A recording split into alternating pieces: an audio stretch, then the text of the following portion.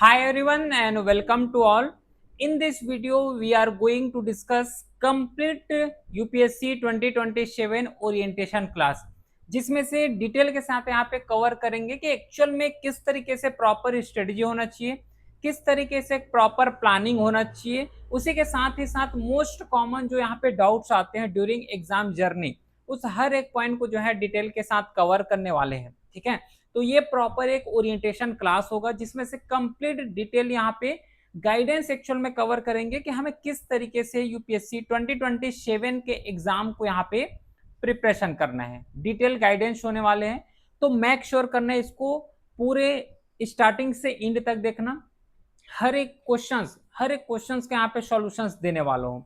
ठीक है, बाकी एग्जाम के जर्नी में, ठीक है, क्योंकि देखो सबको पता है कि एग्जाम जर्नी यहाँ पे उतना ज्यादा इजी नहीं होता है ना, बहुत ज्यादा यहाँ पे प्रॉब्लम्स आते हैं। जैसे ही प्रिपरेशन करना स्टार्ट करोगे तो माइनर से लेके माइनर और उसी के साथ स्ट्रॉन्ग टू स्ट्रॉन्ग यहाँ पे जो है क्वेश्चंस के साथ डाउट्स यहाँ पे आना स्टार्ट हो जाते हैं। जैसे स्टार्ट करोगे वहां से एक मन में डाउट, एक सेल्फ डाउट यहाँ पे इमर्ज होना स्टार्ट हो जाते हैं।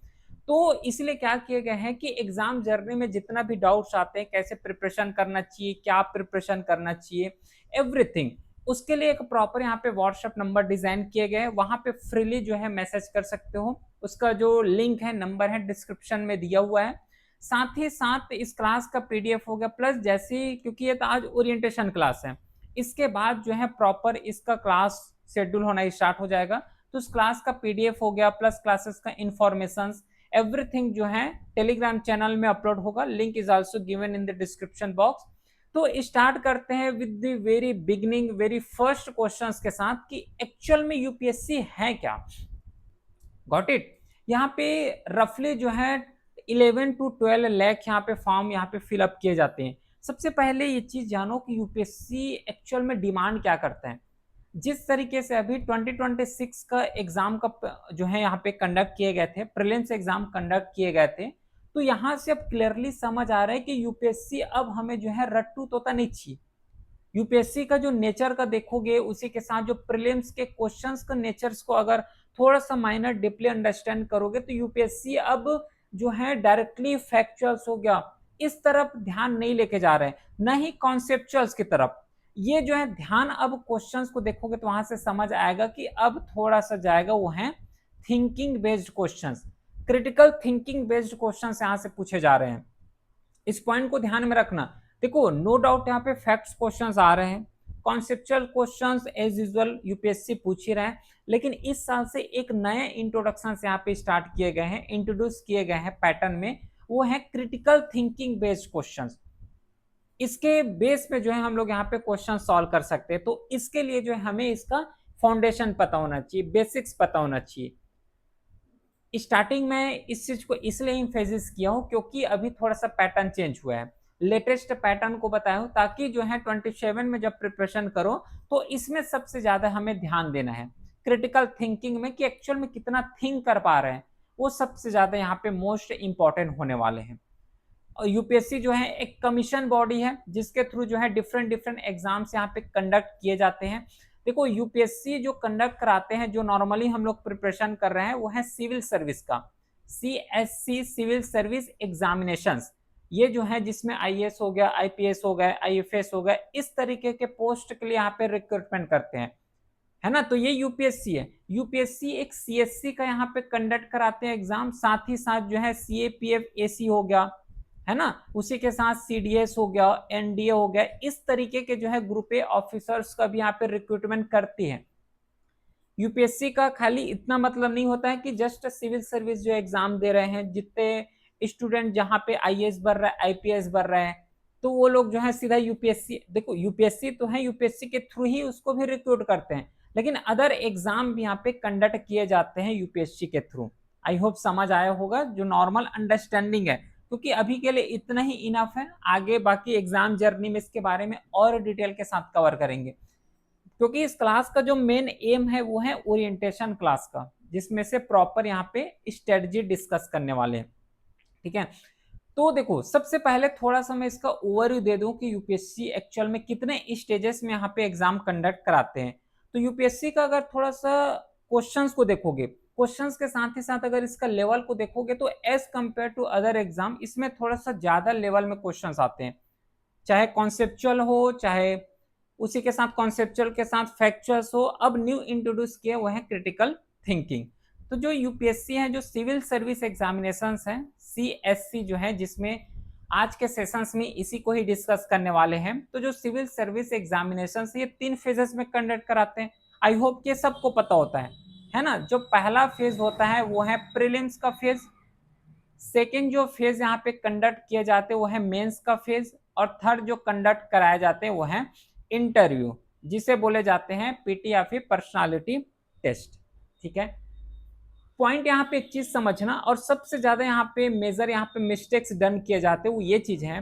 हमारा जो लॉजिकल थिंकिंग क्या होता है पता है, कि सबसे पहले हम लोग सोचते हैं कि पहले प्रीलिम्स निकाल लेते हैं, जैसे प्रीलिम्स निकला फिर उसके बाद सोचेंगे मेंस का, फिर मेंस का पढ़ाई करेंगे, फिर जैसे ही लगता है प्रीलिम्स निकल गया, अब प्रीलिम्स निकल गया उसके बाद मेंस का प्रिपरेशन कर रहे हैं, चलो ठीक है मेंस भी निकल गए यहाँ पे, तब आओगे इंटरव्यू प्रिपरेशन करने। तो लॉजिक समझ आ रहा है। एक चीज यहाँ पे खुद मेरे को एक चीज बताना, प्रीलिम्स और मेंस के बीच जो रफली टाइम गैप कितना होता है, रफली 2 मंथ का यहाँ पे टाइम गैप होता है, अभी तो और कम हो गए हैं। तो एक चीज खुद सोचो कि क्या प्रीलिम्स के बाद जो है मेंस का प्रिपरेशन करना ठीक रहेगा?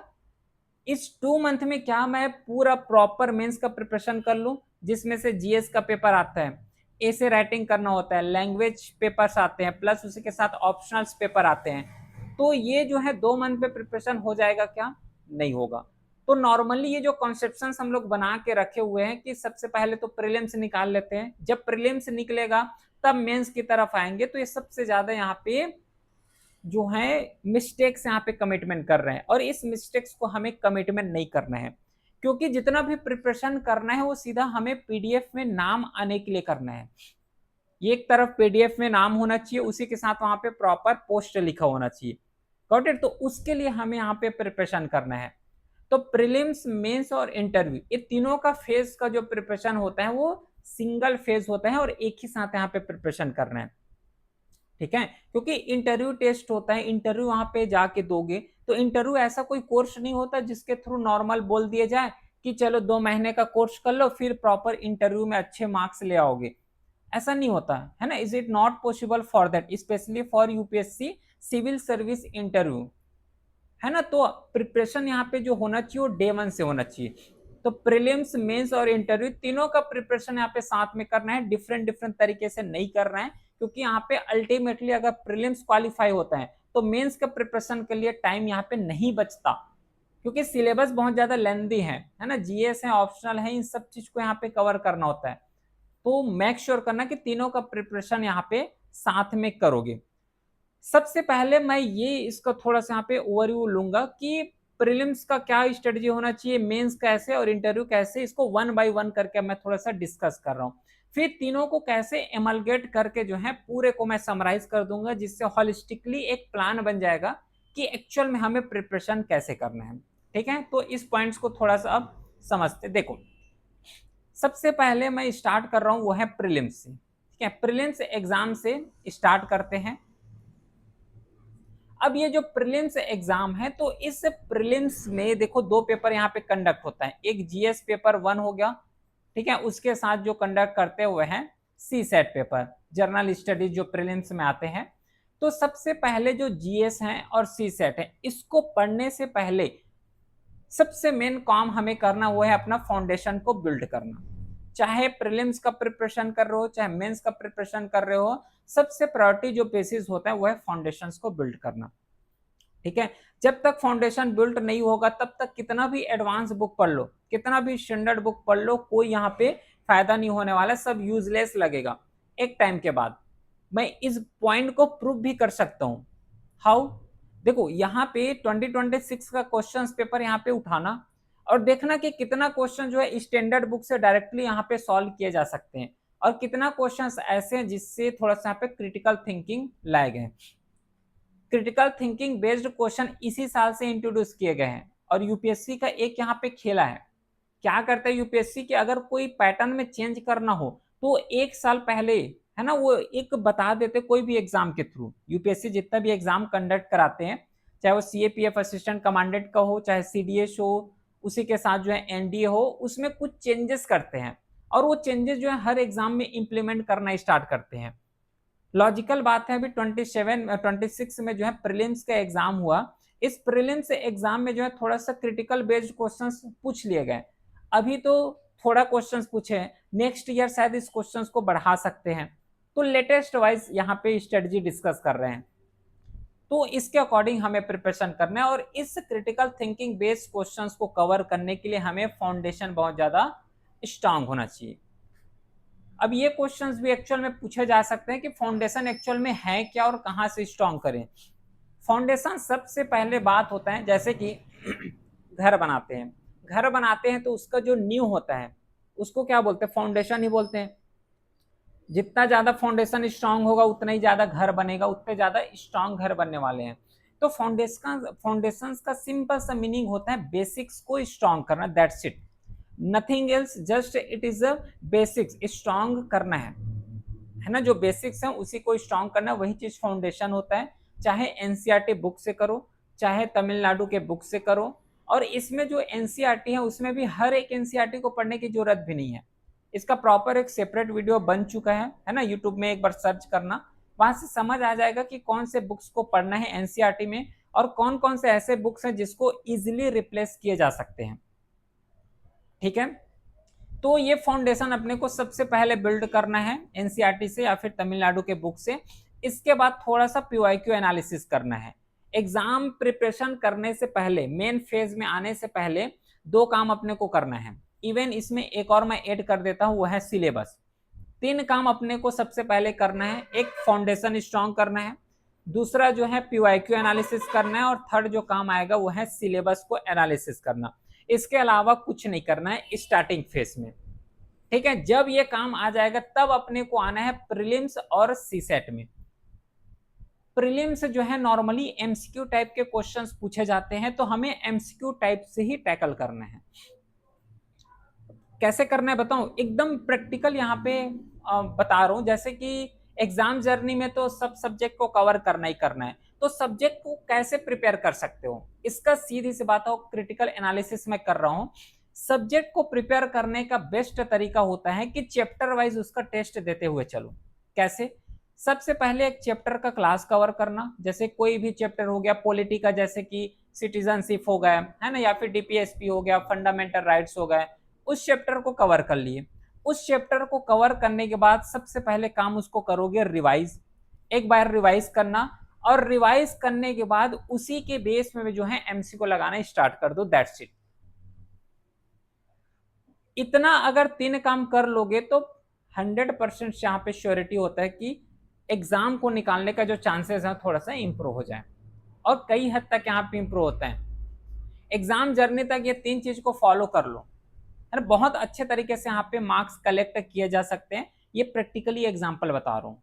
और कोई भी सब्जेक्ट हो गया, सिलेबस हो गया, उसको कवर करने का सबसे बेस्ट मेथड यही होता है। सबसे पहले क्या काम करना है, कोई सा भी सब्जेक्ट प्रिपेयर करो, सबसे उसका चैप्टर पहले पढ़ना। चैप्टर पढ़ने के बाद उसको जो है सीधा रिवाइज करो, और रिवाइज करने के बाद एमसीक्यू टेस्ट लगाओ। और एमसीक्यू ध्यान रखना ऐसा होना चाहिए कि जो है यूपीएससी का लेवल का हो। कोई सा भी उठा लिए रेंडमली वनडे एग्जाम का उठा के लगा रहे हो, तो ये काम नहीं चलने वाले हैं, उस लेवल का होना चाहिए। और जैसा क्वेश्चंस पूछे जाते हैं यूपीएससी, उसी के पैटर्न में जो है एमसीक्यू लगाना है यहाँ पे। तो एक लगाओगे एमसीक्यू क्वेश्चंस, तो एमसीक्यू क्वेश्चंस में रफली जो है 10 क्वेश्चन उसी चैप्टर का लगा लिए, या तो 50 क्वेश्चन उसी चैप्टर का लगा लिए, तो ये एमसीक्यू हो गया। लेकिन यहाँ पे एमसीक्यू भी पूछे जाते हैं, डिस्क्रिप्टिव पैटर्न में भी क्वेश्चंस पूछे जाते हैं, आते ना, डिस्क्रिप्टिव में भी क्वेश्चंस पूछते हैं।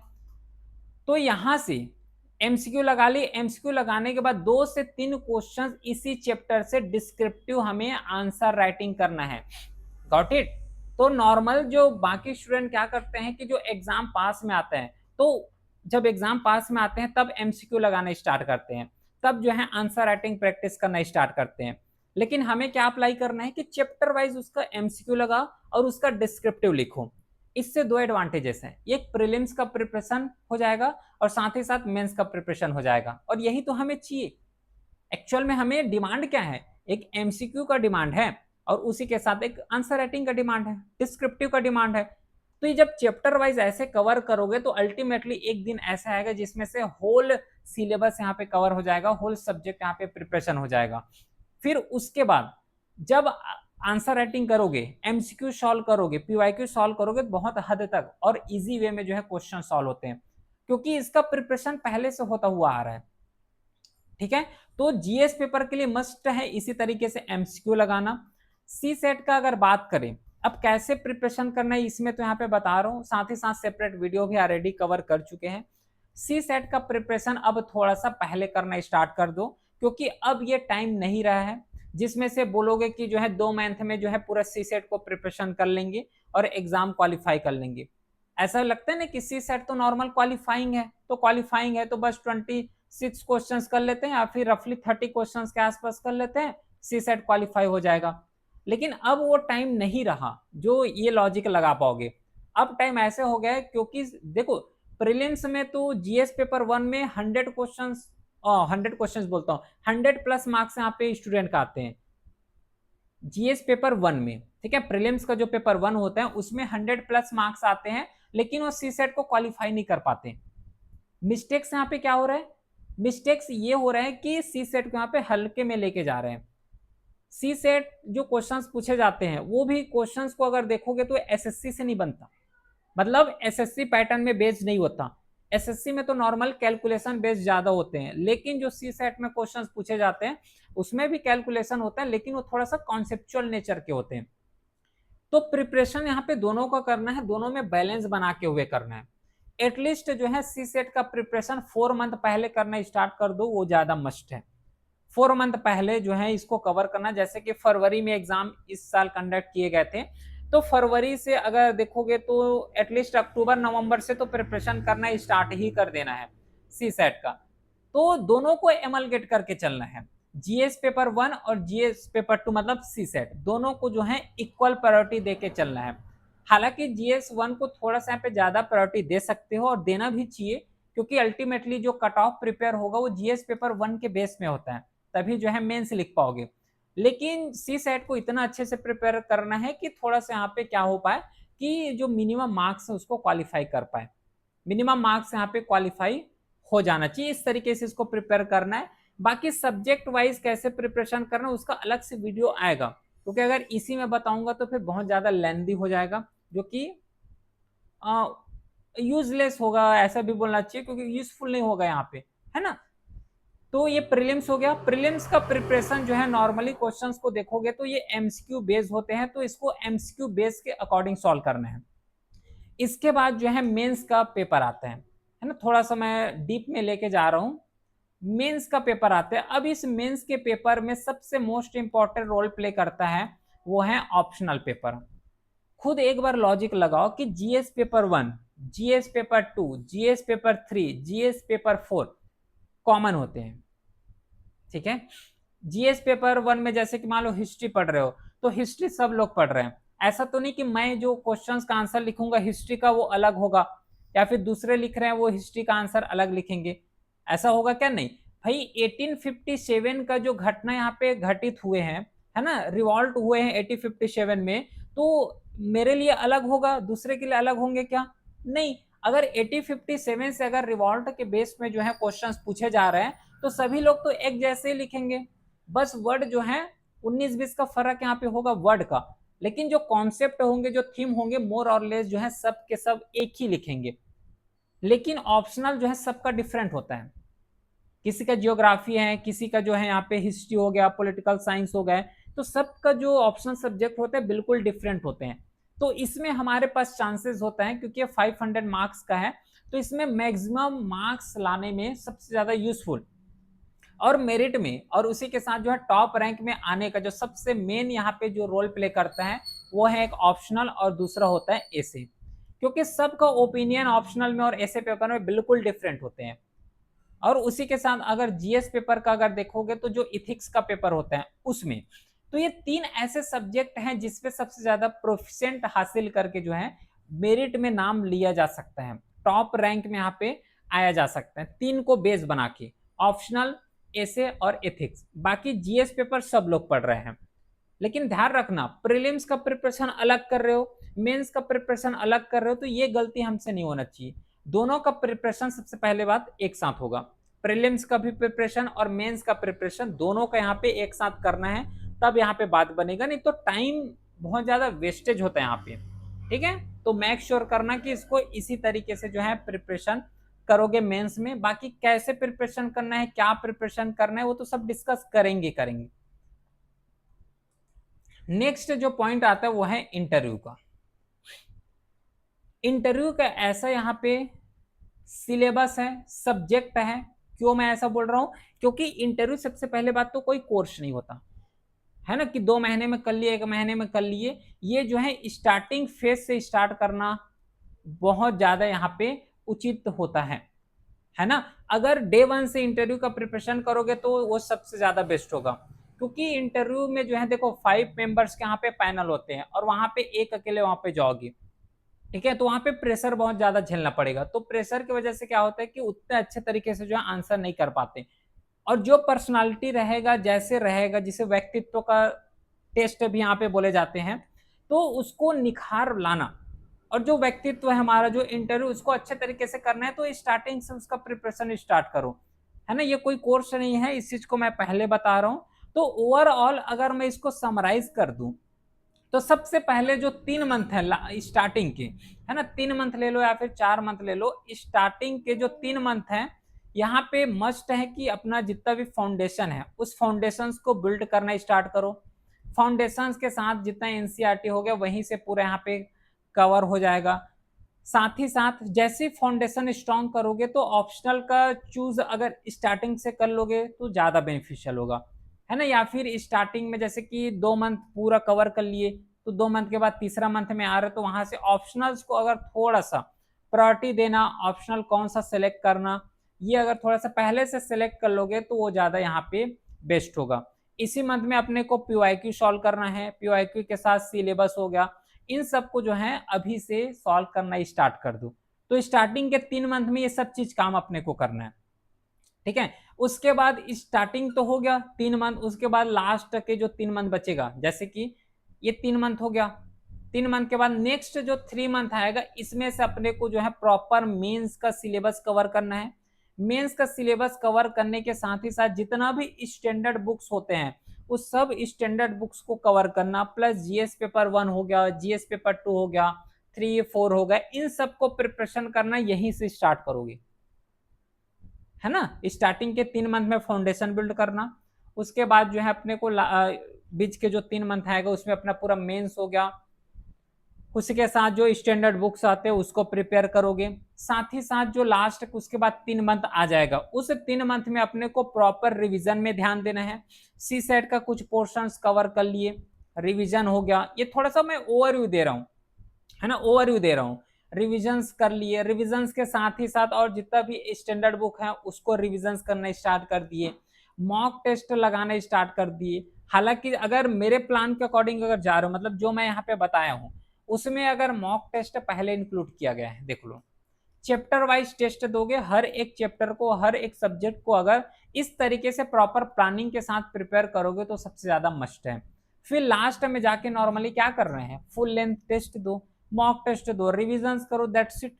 इतना ही जो है अपने को कवर करना है। तो प्लान यहाँ पे जो होना चाहिए एकदम सॉलिड होना चाहिए, और ऐसा नहीं कि स्ट्रेटजी जो बना ली उसको बार बार चेंज कर रहे हैं। एक मंथ जो है दूसरा स्ट्रेटजी अप्लाई किए, दूसरे मंथ जा रहे हैं तो वहां पे अलग स्ट्रेटजी अप्लाई कर रहे हैं, तीसरे मंथ में अलग से स्ट्रेटजी यहाँ पे अप्लाई कर रहे हैं। तो थोड़ा सा ये सब चीज को अपने को बच के रहना है, नॉर्मल जो एक स्ट्रेटजी फॉलो कर रहे हो उसको यहाँ पे फॉलो करना है। मेक श्योर करना जितना भी रिसोर्सेस कवर करोगे वो थोड़ा सा यहाँ पे क्या होना चाहिए, मिनिमम होना चाहिए। क्योंकि देखो अल्टीमेटली अभी तो क्या कर लोगे कि पूरा, क्योंकि एग्जाम पास नहीं आया हुआ है, बहुत ज्यादा टाइम है, तो मल्टीपल रिसोर्सेस से पढ़ तो लोगे, है ना। एक सब्जेक्ट का 2 बुक हो गया, 3 बुक हो गया, यहां से तो पढ़ लोगे। लेकिन बाद में जब एग्जाम पास में आएगा, 1 2 दिन बचे रहेगा, तो उसको रिवाइज कैसे कर पाओगे, क्योंकि ना तो प्रॉपर नोट्स बनाए हुए हैं, ना तो और कुछ किए, नॉर्मली बस पढ़ते जा रहे हैं, पढ़ते जा रहे हैं। तो इसलिए क्या करना है कि स्टार्टिंग से ही एक मिनिमम रिसोर्स यहाँ पे अप्लाई करना। एक सब्जेक्ट के लिए जो है रफली 1 बुक हो गया या फिर 2 बुक हो गए, इससे अलावा जो है प्रीफर यहाँ पे नहीं करना है। ठीक है, एक बुक हो गया, 2 बुक हो गया, 3 बुक में तो जाना ही नहीं है अपने को, क्योंकि इससे क्या होगा कि एक तो टाइम वेस्टेज बहुत ज्यादा होंगे और जो लेवल होना चाहिए वो लेवल भी अपने को नहीं मिल पाएगा, क्योंकि बुक बहुत ज्यादा है ना, रिसोर्सेज बहुत ज्यादा कर लिए ना, तो उससे जो है अच्छे तरीके से रिविजन्स कर पाएंगे और ना ही अच्छे तरीके से उसको प्रिपेयर कर पाएंगे। तो मेक श्योर बस वही करना है कि अपने को रिसोर्स यहाँ पे कम रखना है। तो यहीं पे एक मेन पॉइंट यहाँ पे आ जाएगा, वो है कि नोट्स को कैसे बनाएं, हाउ टू प्रिपेयर नोट्स।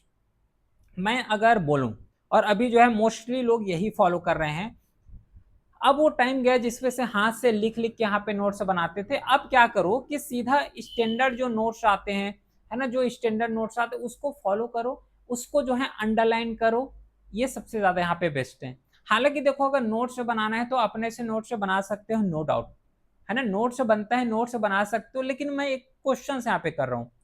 मैं यहाँ पे जो है बिगनर हूँ, अब मैं बिगनर हूं और बिगनर को अगर बोलोगे जो फ्रेशर स्टार्ट किया यूपीएससी को, कि मेरे को जो है डायरेक्टली जो यूपीएससी का स्टैंडर्ड है उस लेवल का नोट्स बनाना है, तो क्या एज अ बिगनर स्टूडेंट उसको कर पाएगा?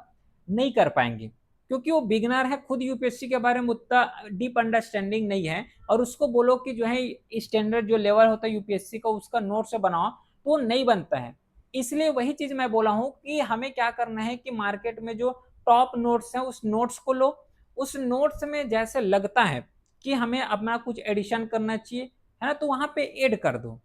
इससे क्या होगा कि एक पहले बात तो जो लेवल है, जो यूपीएससी का लेवल है वो नोट्स मिलेगा, और उसी के साथ जितना नोट्स बनाने में टाइम जाएगा उसको रिविजन्स में अप्लाई करो।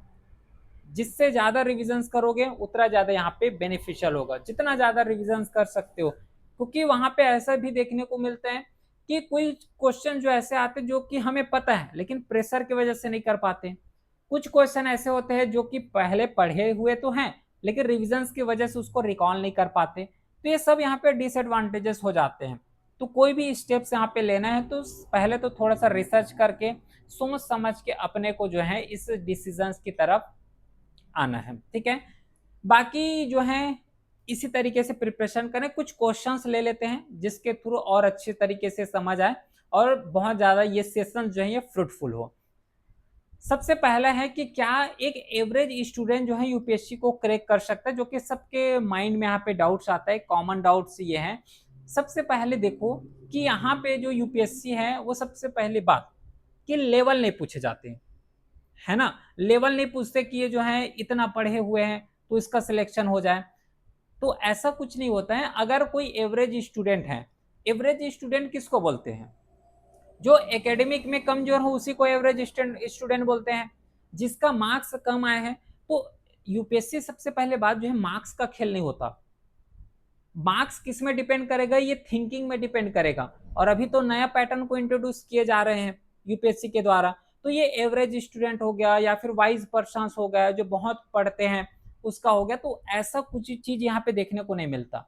एवरेज स्टूडेंट भी इस एग्जाम को जो है क्वालिफाई कर सकते हैं, है ना। वही तो मैं क्वेश्चन सबसे पहले स्टार्ट किया, क्वेश्चन से स्टार्ट किया कि एक्चुअल में एवरेज स्टूडेंट किसको बोलते हैं?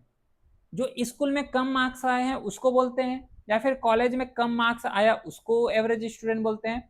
और कॉलेज और स्कूल का जो मार्क्स है यूपीएससी में पहले बात मैटर भी नहीं करते।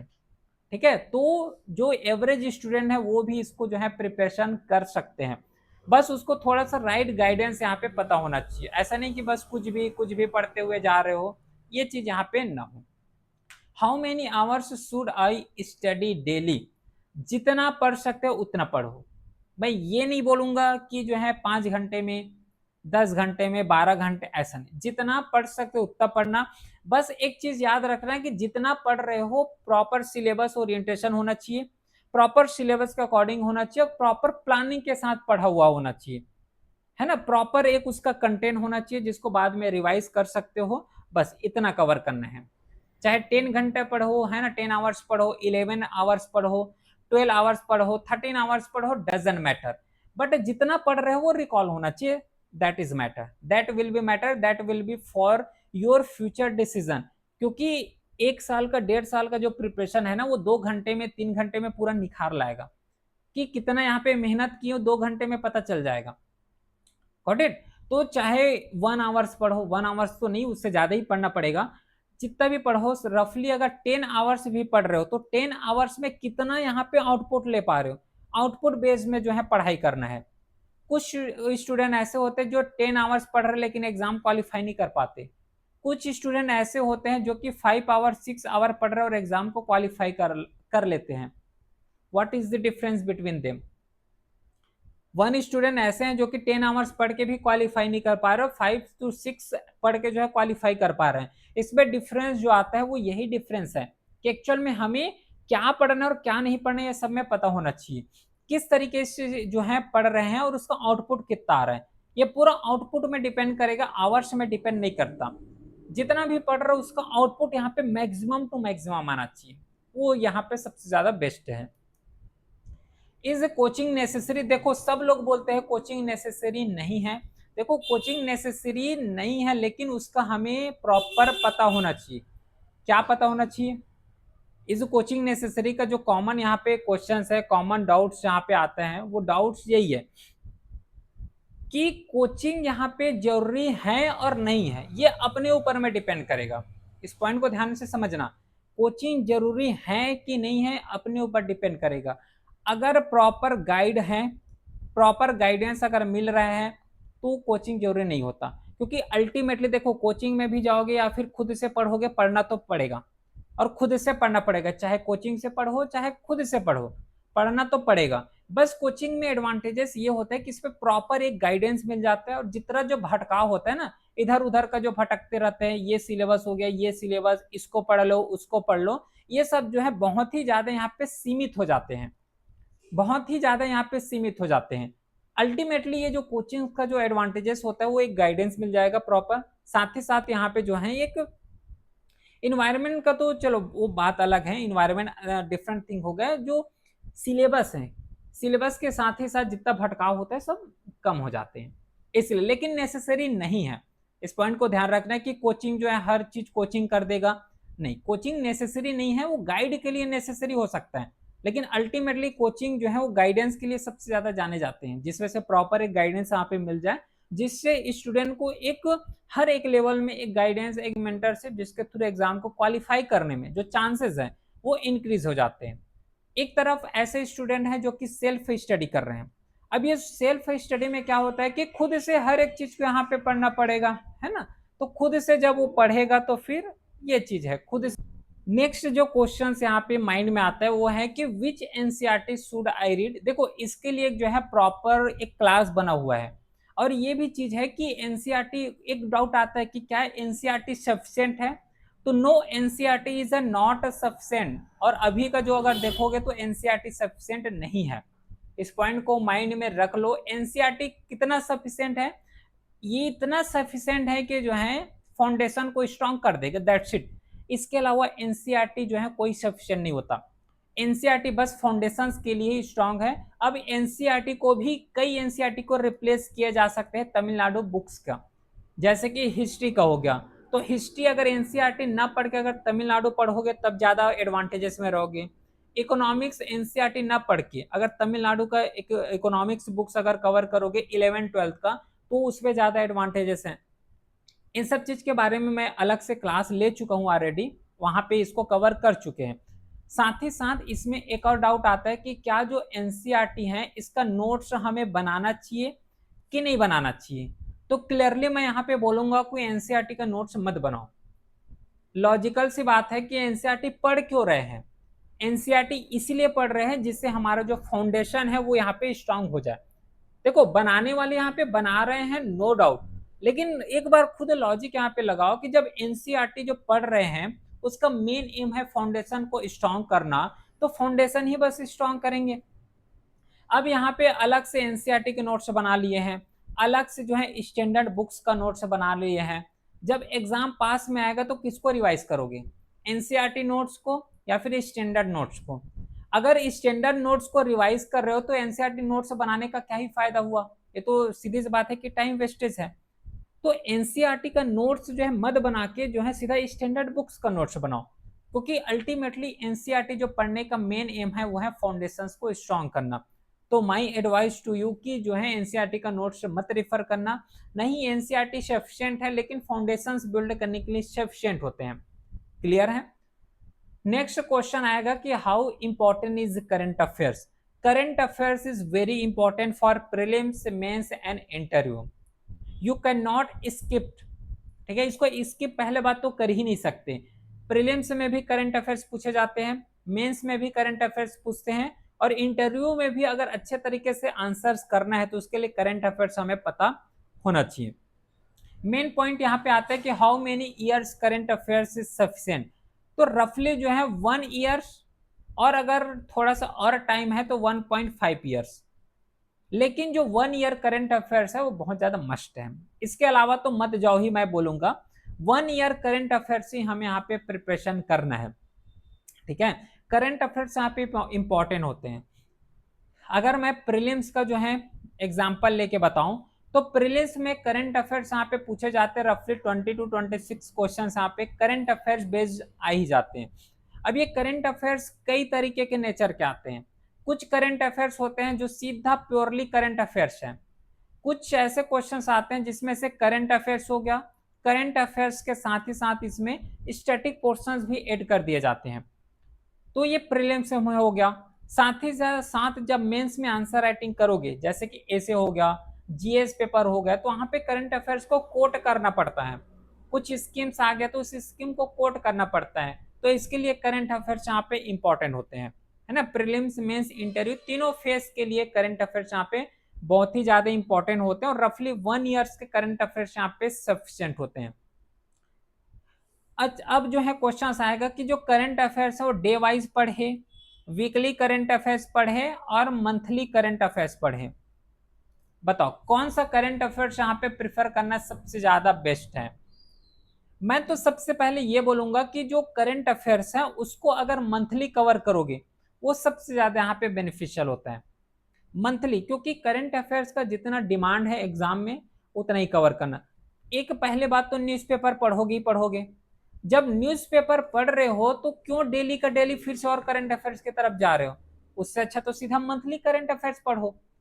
देखो, प्लानिंग ऐसा करना है जो कि काम आए, टाइम वेस्टेज यहाँ पे नहीं करना। कोई जो है डेली पढ़ रहे हैं, कोई वीकली पढ़ रहे हैं, कोई मंथली पढ़ रहे हैं, है ना। तो मेन मेन काम यहाँ पे क्या है, जितना करंट अफेयर्स का डिमांड है उसके अकॉर्डिंग पढ़ो। अब मैं जो है डेली 2 घंटा 3 घंटा पूरा करंट अफेयर्स में टाइम वेस्ट कर रहा हूँ, तो लॉजिक यहाँ पे क्या हुआ, क्योंकि इसमें स्टैटिक पोर्शंस भी कवर करना है। 70%, 70 to 75% जो है पूरा करंट, सॉरी, इससे आ रहे हैं, स्टैटिक पोर्शन से आते हैं। करंट अफेयर से 20 to 25% ही आ रहे हैं। तो जितना डिमांड है उसके अकॉर्डिंग प्रिपरेशन करना। Prelims exam, mains exam is not all about current affairs, but it is a portion of current affairs. ठीक है, it is a portion of current affairs. Current affairs एक इनहेंस करने में, answer writing को enhance करने में, prelims में marks को बूस्ट करने के लिए इंपॉर्टेंट है। लेकिन all about current affairs not for prelims and mains exam. Current affairs पढ़ना है लेकिन इतना नहीं पढ़ना है कि स्टैटिक पोर्शन ही हमें ना पता हो। तो मस्ट है कि मंथली में फोकस करोगे वो ज्यादा यहाँ पे बेनिफिशियल होगा, क्योंकि अल्टीमेटली न्यूज़पेपर पढ़ना ही पढ़ना है। बहुत लोग बोलते हैं कि न्यूज़पेपर हमने नहीं पढ़ा, वो 1% की कैटेगरी में आ रहे हैं। बाकी परसेंट जो है पूरा न्यूज़पेपर पढ़ते हैं, न्यूज़पेपर ही पढ़ते हैं। अब मैं यहाँ पे कोई प्रमोशन नहीं कर रहा हूँ कि ये न्यूज़पेपर नहीं।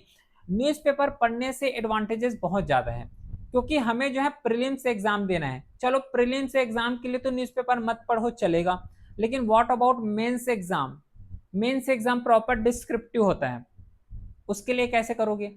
उसी के साथ ही इंटरव्यू है। अब इंटरव्यू में तो ऐसा नहीं पूछेगा कि जो है 15 जनवरी को कौन सा इंपॉर्टेंट डेज आता है, ऐसा भी नहीं इसके द्वारा जो है कवर किए जाएंगे कि जो है इस स्कीम को कब लॉन्च किए हैं। ये इंटरव्यू में पूछेगा नहीं पूछेगा, वहां पे तो अपने को एनालिटिकल थिंकिंग में जाना है, कॉन्सेप्चुअल थिंकिंग में जाना है। तो उसके लिए न्यूज़पेपर यहाँ पे कवर करते हैं, और पढ़ना भी चाहिए, न्यूज़पेपर पढ़ना चाहिए। एक्चुअल में जो न्यूज़पेपर है ना, तो न्यूज़पेपर को जो है कैसे पढ़ना है इसको मैं बता देता हूँ। न्यूज़पेपर जो है प्रीलिम्स के लिए मत पढ़ो, न्यूज़पेपर जो पढ़ो वो है मेंस के लिए, और मेंस के साथ ही साथ जो इंटरव्यू होता है उसके लिए। ऐसा स्ट्रेटजी करो। क्योंकि प्रीलिम्स का जो करंट अफेयर्स है वो पूरा मंथली मैगजीन में कवर हो जाएगा। और जो न्यूज़पेपर मंथली मैगजीन में देखो प्रीलिम्स में भी कवर होगा और मेंस में भी कवर होंगे। तो जो प्रीलिम्स है तो प्रीलिम्स के लिए न्यूज़पेपर ना पढ़ के मंथली मैगजीन फॉलो करो, और जितना अपना कॉन्सेप्ट बिल्ड करना है, जो एनालिटिकल थिंकिंग जो बिल्ड होता है वो सब न्यूज़पेपर से होंगे। तो read only newspaper for mains and interview exam point of view. ठीक है, अब कौन सा न्यूज़पेपर पढ़ना है ये भी माइंड में आता है, तो जो ठीक लगी वो पढ़ो। ऐसा नहीं कि द हिंदू ही पढ़ना है, द इंडियन एक्सप्रेस पढ़ना है, लेकिन मोस्टली प्रिफर किए जाते हो द हिंदू ही प्रिफर किए जाते हैं, इंडियन एक्सप्रेस भी प्रिफर करते हैं, लेकिन सबसे ज्यादा द हिंदू ही प्रिफर करते हैं। ठीक है, तो अपने अकॉर्डिंग कोई सा भी न्यूज़पेपर यहाँ पे कवर कर सकते हो, डजंट मैटर, कोई मैटर नहीं करता, क्योंकि अल्टीमेटली जो क्वेश्चन आएगा वो सीधा द हिंदू से ही नहीं छापेंगे, न ही इंडियन एक्सप्रेस से सीधा ड्यू टू जो है उसको छाप के दे देंगे, ऐसा नहीं होगा। ठीक है, तो कोई सा भी न्यूज़पेपर जो अंडरस्टैंड हो उसको प्रिफर कर सकते हो। When should I start answer writing? Answer writing तो मैं बोलूंगा डे 1 से स्टार्ट करो। डे 1 से कैसे? और ये डे 1 से तब स्टार्ट करना जब चैप्टर वाइज जो है एमसीक्यू सॉल्व कर रहे हो और आंसर राइटिंग कर रहे हो तब, है ना। अदरवाइज डे 1 से सॉल्व नहीं किए जा सकते हैं, क्योंकि डे 1 से सॉल्व करोगे तो बहुत ज्यादा बल्कि होगा और नहीं उस लेवल का लिख पाएंगे। डे 1 से अगर स्टार्ट कर रहे हैं आंसर राइटिंग, तो जो मेथड बताया हूं चैप्टर वाइज रिवाइज फिर एमसीक्यू, उस मेथड्स में जाओगे तब डे 1 से स्टार्ट करना। अगर इस मेथड को फॉलो नहीं करना है, नहीं कर रहे हो, तो फिर स्टार्ट कब करना चाहिए? जब प्रॉपर एक एनसीईआरटी का रीडिंग हो जाए और एक बार जो है एक रीडिंग हो जाए जितना स्टैंडर्ड बुक है वो वाला, उसके बाद स्टार्ट किए जा सकते हैं। ठीक है, जितना भी फाउंडेशन बिल्ड कर लिए, फाउंडेशन बिल्ड करने के साथ साथ जो स्टैंडर्ड बुक्स हैं उसको पढ़ लिए, उसके बाद जो है सीधा आंसर राइटिंग करना स्टार्ट कर दो। ठीक है, सब्जेक्ट वाइज आंसर राइटिंग करोगे वो और ज्यादा बेनिफिशियल होगा। उसके साथ आता है इज ऑप्शनल सब्जेक्ट इंपॉर्टेंट, बहुत ही ज्यादा इंपॉर्टेंट है। पीडीएफ में वही तो बताया कि जीएस पेपर 4 हो गया अपना इथिक्स का, ऑप्शनल हो गया और ऐसे हो गया। ये तीन ऐसे चीज हैं जो कि मेरिट में नाम आने में और साथ ही साथ जो टॉप रैंक आने में सबसे ज्यादा यूजफुल है, सबसे ज्यादा जो रोल प्ले करता है वो यही है। हालांकि इसके बारे में तो डिस्कस किए हैं अभी। Can I prepare while doing a job? UPSC preparation while doing a job, यहाँ पे देखो होता है बट थोड़ा मुश्किल यहाँ पे जाते हैं। एक तो जॉब का प्रिपरेशन कर रहे हो और प्रैक्टिकली बात यहाँ पे बता रहा हूँ मुश्किल होता है, मोस्टली लोग नहीं कर पाते। अब ये बोलते हैं कि एक दो लोग का अगर जॉब के साथ प्रिपरेशन हो जाए तो सबको ढकेल देते हैं कि नहीं जॉब के साथ प्रिपरेशन होता है, होता है। भाई 1% का अगर जॉब के साथ प्रिपरेशन हो रहा है तो व्हाट अबाउट 99%? 99% ऐसे कैडेट्स आ रहे हैं, ऐसे कैंडिडेट्स आ रहे हैं जो कि सीधा प्रॉपर यूपीएससी का प्रिपरेशन कर रहे हैं। अब 1% कौन से स्टूडेंट है पता है? 1% ऐसे स्टूडेंट है जो कि ऑलरेडी जो है सिविल सर्विस का एग्जाम का प्रिपरेशन कर चुके हैं। ये थोड़ा सा मैं डीपली लेके जा रहा हूं, है ना, इस चीज को समझना। ऐसे स्टूडेंट है 1% जो कि ऑलरेडी एक बार दो बार जो है प्रिपरेशन कर चुके हैं। वो लोग यहाँ पे जो है जॉब के साथ प्रिपरेशन करेंगे तो उसका चलो पहले से पढ़ा हुआ है तो हो जाएगा। लेकिन बहुत ज्यादा यहाँ पे टफनेस जाते हैं उन स्टूडेंट के लिए जो बोलेंगे कि हम बहुत ज्यादा फ्रेशर हैं और सीधा जॉब के साथ प्रिपरेशन करना है। हो जाएगा लेकिन थोड़ा सा यहाँ पे टाइम लगेगा, टाइम के साथ थोड़ा सा यहाँ पे टफनेस भी लगेगा। तो इस पॉइंट्स को थोड़ा सा ध्यान में अपने को रखना है। होता है प्रिपरेशन करते प्रॉपर प्लानिंग के साथ अगर करे तो इससे भी जो है प्रिपरेशन किए जा सकते हैं। How many times should I revise? अब देखो इसका कोई प्रॉपर टाइम नहीं है कि 4 टाइम रिवाइज करोगे तो सिलेक्शन हो जाएगा, 5 टाइम रिवाइज करोगे तो सिलेक्शन होगा। जितना रिविजन्स कर सकते हो, जितना जल्दी सिलेबस कंप्लीट होगा उतना ज्यादा रिविजन्स में लग जाओगे। और कंप्लीट सिलेबस कब होगा? जब नोट्स ना बना के उस नोट्स को रिविजन में ध्यान दोगे तब, क्योंकि नोट्स बनाने में भी टाइम लग जाते हैं। रफली जो पीवाईक्यू यहाँ पे सॉल्व करना है वो है ऑलमोस्ट 10 ईयर्स का जो है पीवाईक्यू अपने को सॉल्व करके जाना है। ठीक है, 10 ईयर्स पीवाईक्यू यहाँ पे सफिशिएंट है। मॉक टेस्ट दोगे, ये जो है कंपलसरी नहीं है, लेकिन अगर अपने आप को थोड़ा सा समझना है कि एक्चुअल में जो क्वेश्चंस सॉल्व कर रहे हैं या फिर जो क्वेश्चंस आ रहे हैं वो हमसे बन रहे हैं कि नहीं बन रहे हैं, इन सबको एनालिसिस करने के लिए मॉक टेस्ट दिए जाते हैं। अब ये मॉक टेस्ट चाहे पीवाईक्यू का मॉक टेस्ट हो या फिर कोई कोचिंग का मॉक टेस्ट यहाँ पे लगा रहे हो, कहीं से भी इसको जो है सॉल्व किए जा सकते हैं। ठीक है, आई होप ये क्वेश्चंस का आंसर मिला होगा। नोट्स के बारे में तो बता ही दिया हूँ पूरा डिटेल के साथ। 1 ईयर यहाँ पे सफिशिएंट होते हैं अगर डेडिकेशन के साथ पढ़ाई कर रहे होंगे तो, और सिर्फ कंसिस्टेंसी और ओनली अगर यूपीएससी का ही प्रिपरेशन कर रहे हो डेडिकेशन के साथ तो 1 ईयर यहाँ पे सफिशिएंट होते हैं। 1 ईयर में प्रिपरेशन किए जा सकते हैं अगर भटकाव के साथ नहीं कर रहे हो तो, बिना भटकाव, है ना। सक्सेस जो बताया वही है, चैप्टर वाइज प्रिपेयर करो, उसको रिवाइज करो और उसमें सीधा सी बात है उसमें टेस्ट देना स्टार्ट करो, क्योंकि यही लास्ट में बाकी लोग जो टेस्ट देते हैं उसका टाइम भी इसमें बच जाएगा। क्लियर है? तो आई होप समझ आया होगा, क्योंकि हर एक पॉइंट को यहाँ पे डिटेल के साथ कवर किए हैं। बताना कैसा लगा ओरिएंटेशन क्लास, है ना। एक डायरेक्शन मिला होगा, एक प्लानिंग मिला होगा कि एक्चुअल हमें किस तरीके से प्रिपेयर करना है। क्लियर है? फिर मिलते हैं नेक्स्ट क्लास में, तब तक के लिए thank you, well done, have a great day.